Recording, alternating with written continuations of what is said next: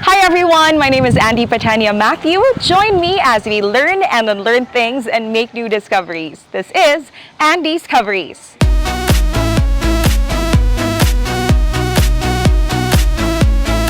And the comma goes to AnDiscoveries.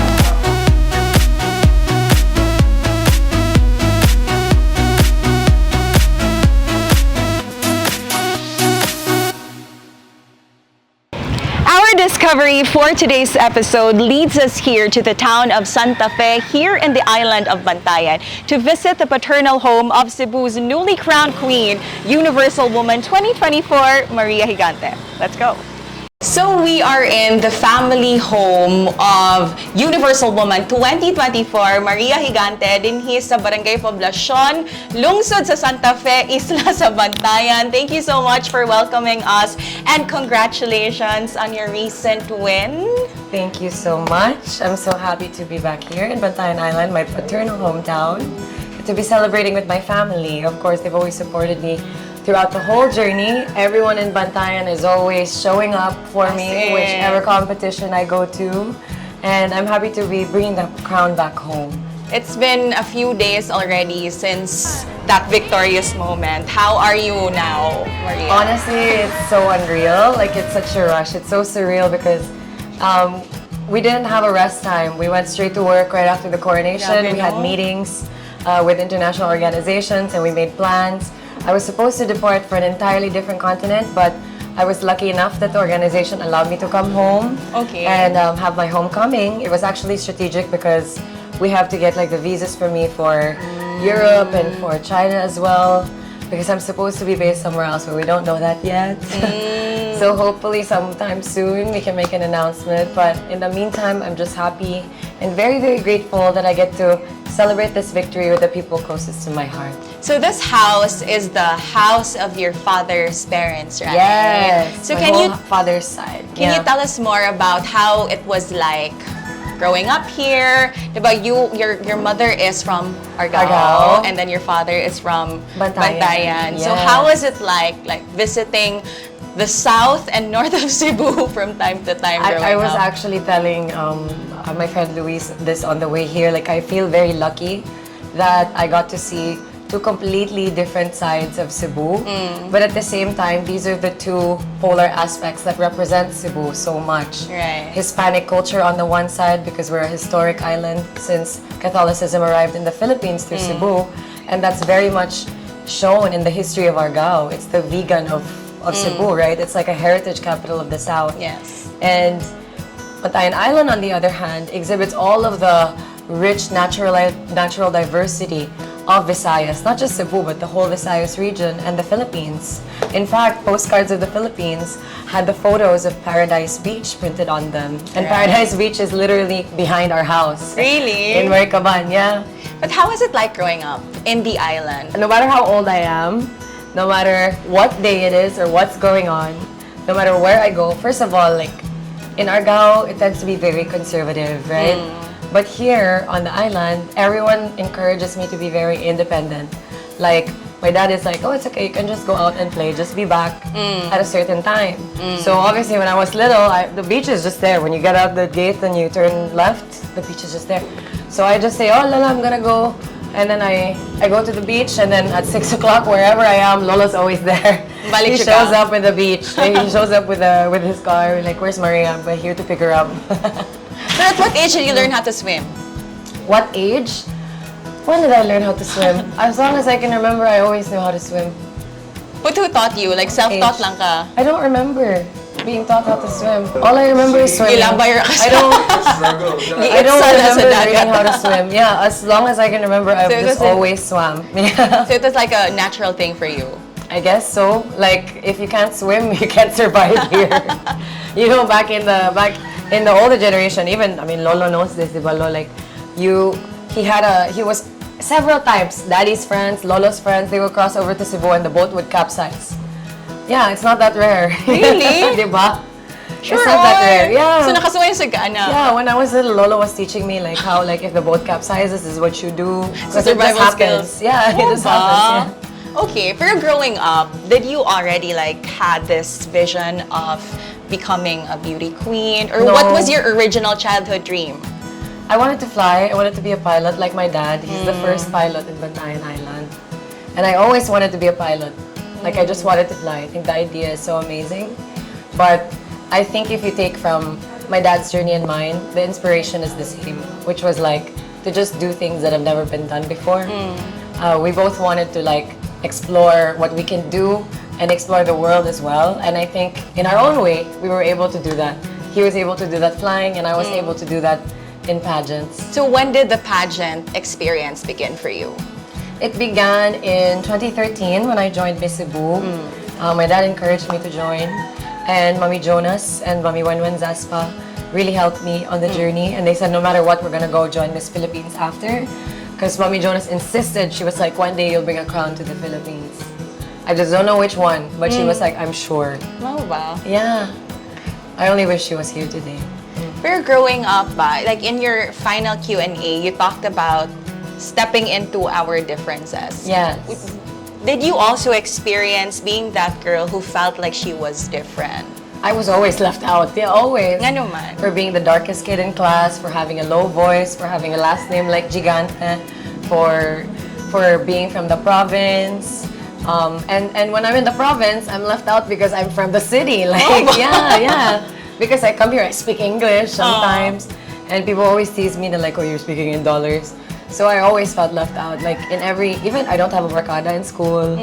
Because I grew up going to the south and the north of my island. How am I gonna get barkada, diba? I don't go out and go to the mall. I only did that once. And that one time, I was reported missing. A very interesting childhood. Pero how did that make you feel? Like, was there a point na it somehow affected your self-esteem? Definitely. I never felt like I belonged. But the good thing about that was because I wasn't afraid to be different. Like, I just knew, I was like, God doesn't make mistakes. This is the way I am.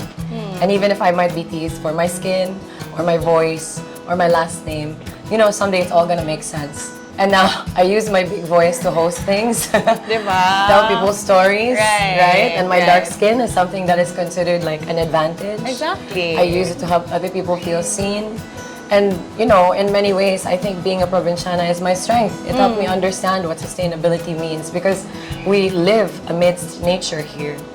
And did you bring that insecurity with you when you first entered the pageant industry?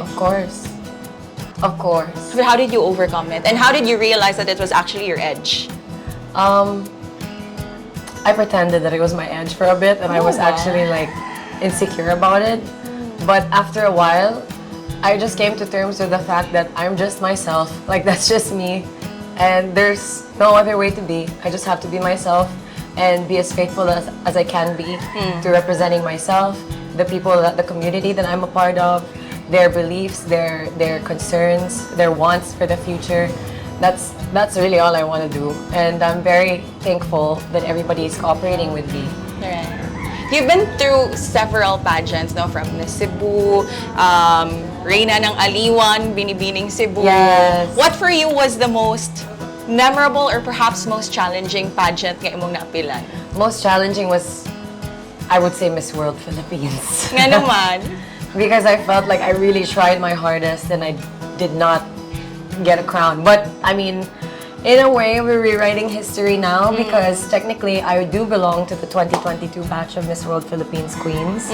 And when Miss World Philippines comes, I'll be giving away the Universal Woman Philippines crown as a reigning queen of my batch. So in many ways, it was like better late than never. Like, I just got the crown, but it just came later than I wanted. Yeah. Walk us through that moment when you were appointed as the Philippine candidate for Universal Woman. I honestly felt like my pageant journey was over. I was ready to move on to other things. Really? Yeah, that's why like my advocacy seems like such a mouthful because like I reached out to this Japanese organization, Impact Circle. They were still responding to the calamity, to all the aftermath of Odette, distributing pump boats to like Olamgo Island. I wanted to expand my advocacy that deals with sustainable fashion. to more islands in the Philippines. So this really caught me in the middle of like orchestrating something so big, I guess. And it's a blessing, definitely, but it's a lot to handle. But we just have to learn, we just have to like take it in stride, right? And we're still a bit in the middle of everything, but I'm happy to have something to start with. My advocacy obra, it's 7 years old, and it's the seed that was planted with 𝗄𝗏 𝗨𝗶𝗃𝗲𝗿𝘀, the volunteer work that I did with 𝗄𝗏 𝗨𝗶𝗃𝗲𝗿, even before the 7 years. Nice. So I did Bayani challenges before, and we would build houses in remote communities. And yeah, it was very fun, but that's what got me started in community work. And being in pageants and growing older and being more mature helped me figure out how exactly I can do what I love and give value to my community. But given the fact that you were already having the adrenaline doing your social work and then being offered this opportunity, did you immediately say yes or No, I was like saying I'll think about it first because I was like, we're in the middle of stuff. So it's like for example, for Obra, we're gonna like rebrand the actual brand that's selling the totes. So it's like, I just got started doing everything. Na parang it's not even halfway yet. So I don't know how I was gonna package it as a whole. Because at the end of the day, the exposure is so that more people get involved into the advocacy, right? And as much as possible, we want to put our best foot forward and start in the right place. So what made you say yes? What made me say yes was because I thought, no, maybe I gave up before the miracle happened, you know? Maybe. And who am I to say no to a crowd, right? And become a Miss Philippines. Like, that's a dream. So, as soon as my manager said, like, we'll take care of everything, we'll prepare you, we'll send you to Cambodia, like, we think you have a very good chance. But these people were the ones who were talking me into it. They said, you're perfect, you have a very good chance. So I said, you know what, I'm gonna trust these people because they know what they're doing. Yeah. They've been grooming so many beauty queens that have represented the Philippines, beauty queens that I'm a fan of myself, and like they know what they're talking about, so I should just trust them and hope for the best. So how was the preparation like, and how did it feel stepping into this international pageant and competing against women from all across the globe? It felt like connecting the dots. Because I know I've been in the modeling industry for 13 years. So I know that I have like more than enough like contacts. It's just a matter of putting the right people in the right place and giving them the right tasks. And I'm also taking, I'm a fashion student in the Fashion Institute of the Philippines. This is part of my effort to expand Obra, which, so it caught me in the middle of sewing and pattern making classes. But luckily, my classmates who were clamoring for me to join a pageant again, they volunteered. They were like saying, when you join again, we'll make you an outfit. So I came to school and I said, girls, boys, eto na. This is it. This is it. One each, okay? Like, and they sent like 3, 4 each. Like, I still haven't worn all the outfits today. Like, as in? I mean, I'm halfway pa. And but they're also beautiful because the graduates of FIP are just a different caliber, and I couldn't be more lucky to have the new designers and the creatives, the fresh creatives of the Philippines, like with me hand in hand representing the Philippines, diba? Plus I had the best team. Tell us about the coronation night.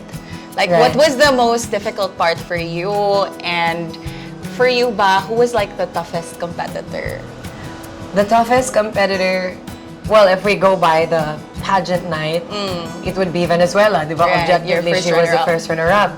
But I honestly thought during the competition that the toughest competitor was Argentina, my friend Micaela. She's very nice. For that same reason, she's very nice, she's very talented, she's multilingual. Yeah, she never complains, she never gets tired. And I know Universal Woman was looking for a queen that works hard and like isn't afraid of doing the grip work. And Micaela was very much that. She was translating for a choreographer morning, noon, and night. Grabe, no? Like from Spanish to English. I think she speaks French also. So she was really ready and willing to help in every aspect of the competition. She was one of the ones that I thought was a very strong contender. Puerto Rico, my friend Elaine. my goodness, if you're watching this, hey girl. Like, she was such a strong competitor. She won the Universal Woman Wardrobe Award. That's the award I really wanted. yeah. Siyempre kasi we were customizing outfits, diba? So we made Cambodia the peg, like we had our thing prepared. This is our thing. It was me and my classmates. We were like, we know the drill. As in, hands-on kay mo. Hands-on kay min, yeah. When somebody else won the award, it's okay because we got the crown, right? Okay, as in. Yeah, it was tough competition. I But was what was the afraid most, for my life. What was the most nerve-wracking part? Was it the Q&A or the announcement that you... On the night itself, the funwear. Ano man? The funwear, because we were in such a rush that I got to my head. Like, it got to my head talaga na I went out on stage and the blocking was like kind of different. And I was trying to find the camera, but I was heading to like, so the stage was kind of like V-shaped. So we came out here, like in the middle, and we would go diagonally.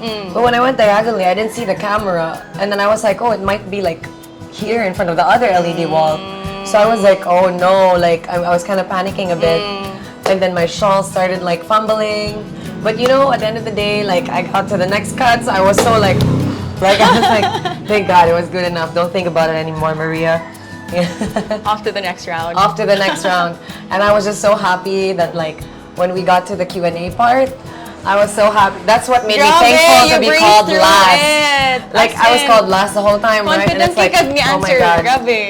But when we got to the top 5, and then they were like, they called the question out loud, I was like, thank God I'm last.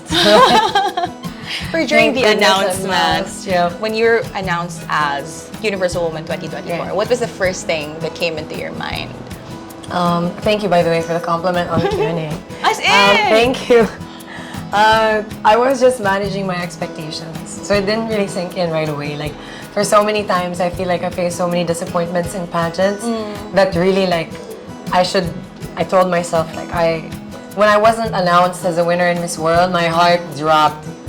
I was just staring into space, and I was just like, because this is my last pageant, I don't know what to do. Like, I just spent the last 10 years preparing for what, right? Like, I'm sure a lot of people were so sad, especially Cebu, my family. And at that moment, I really just wanted to take everything in and be present and be grateful for the experience. Even though Lysandra was like saying, it's you, it's you, it's you. I was like, no, it ain't over till it's over. I'm not gonna believe it until I hear it. Like, I need to hear it, I need to feel the crowd on my head. And when they finally announced, I was like, wow, I can't believe it's actually happening. Diba? Yeah, and the first thing I did was I walked over to my manager and then my team. And I was, because it's very much a shared victory. Like, we did it all together.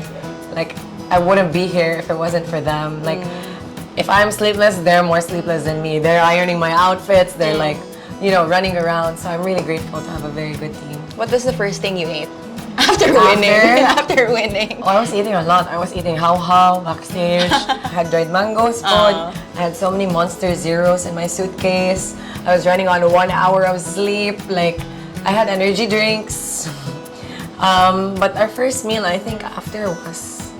What's our first meal after? Scrambled egg. Scrambled egg and rice. Yes. The middle of the night, not having eaten, we were just happy to get anything into our stomachs and sleep. Congratulations. So what's Thank you. in store for Maria Gigante after Wow. bringing home the crown? So many things, like just going from one place to another. And I'm so excited to be doing work with our brands all over the world. I'm excited to be supporting Mission Onlus, the global mission of Universal Woman 2024. I will be joined by my top 5. Wow. I'm very excited. This organization, Mission Onlus, supports women and children the mothers whose children have illnesses that confine them to their beds. So Mission Onlus raises funds to support like any medical attention that's required by the kids, and also to support the moms who are unable to find consistent sources of income because their kids have conditions. It's really nice, no? It's parang the universe giving you a wider platform to continue your mission. Yes. What you've already started. Yes, what we've already started. Yes. I know we don't have enough time, but we will pause for a very short break, and then when we return, we'll have a very quick fast talk with Maria. Great. So please don't go away.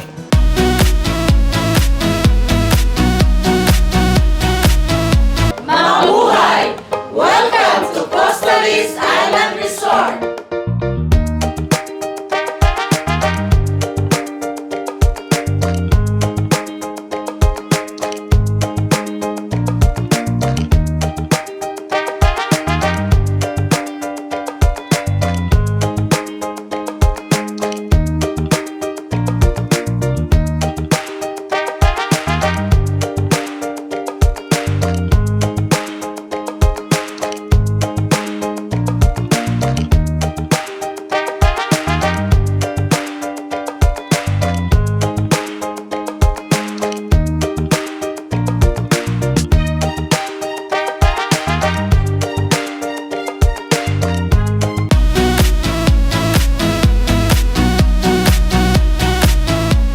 back to 𝗢𝗍Discoveries, and we are still with Universal Woman 2024, Maria Gigante. And now we are off to a fast talk. Right. First question, favorite tourist spot here in Bantayan? Hard. Balidbin. Your girl crush? Angelina Jolie. Pinaka-idol na beauty queen? Maybe... Oh, Julia Morley. She founded Save the Children. Is Julia Morley a beauty queen? Herself? No. Fine, Katarina Rodriguez. Okay. Yes, she has amazing work with the women in Marang. Yeah. Most dreaded subject in school? I love school. Wala. PE, because we have to change. Okay. But varsity practice, I love. If you were a seafood, what would you be and why? No. Lisod.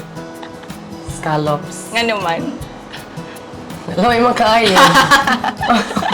A secret talent not many know of. I can play piano. I was classically trained in violin also. What is the most beautiful part of your body?